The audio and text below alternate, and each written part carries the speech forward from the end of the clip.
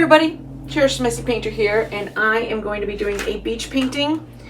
I've been wanting to do one of these for a little while, especially now that I've taken Olga Soby's new pouring medium class.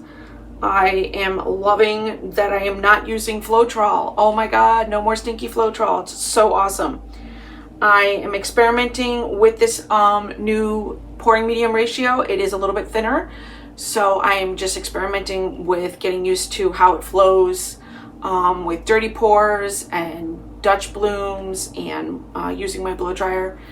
So I thought this was a perfect time to do a beach painting because summer's here. As far as I'm concerned, spring is done. I'm ready for summer. If you do decide to take this class, I highly recommend it, especially now that I am an affiliate. So if you decide to take it, there's a coupon right now down below on the screen, and I do receive a small commission if you do decide to take the class and you use my coupon code. It helps me out. I highly recommend it if you are having a problem with your Floetrol, if you're having a problem with that stinky smell and the clumping and whatever else. I've noticed that my paint is smoother. I can store it and it's not getting clumpy. I just love it. I highly recommend trying it. You're using a lot less paint on the canvas too, so I'm trying to get used to that as I go. So my colors are titanium white and pearl white by Amsterdam. I have Pebeo iridescent gold mixed with a little bit of the titanium white for my sand. My blues for the water are a whole bunch of different combinations of the Amsterdam turquoise blue, Amsterdam's cobalt blue, and Pebeo's green blue, iridescent green blue. I can't tell you the ratios of these because I just mixed until I've got the color that I liked. I'm going to be using my blow dryer to make this beach painting, and hopefully this won't be a mess. So stick with me.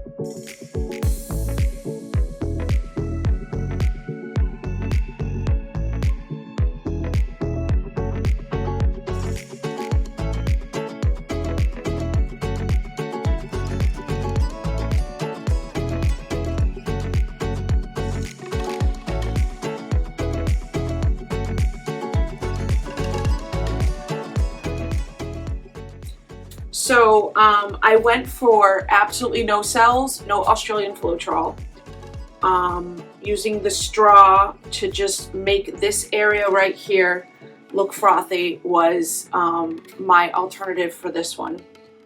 I really didn't want any other chemicals on this.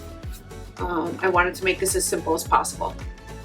So I am going to put this on my most level surface possible, and this will be dry by tomorrow, which in my house is not usual, but with the new pouring recipe that I'm using, it dries very quickly, so I love it. I hope you enjoyed this so far, and I cannot wait to see how this dries. It is dry, it is amazing. It is now my most favorite beach painting of all time. I absolutely love it. It's soft. I just love it. I love the waves over here. I love how it's a little bit lighter right here. You know, as you get closer to the shore, it's got a little darkness over here and over here. I'm in love with this one. This one's gonna be really hard for me to sell because I just really love it. But I have to. You have no idea how many paintings I have in my house right now.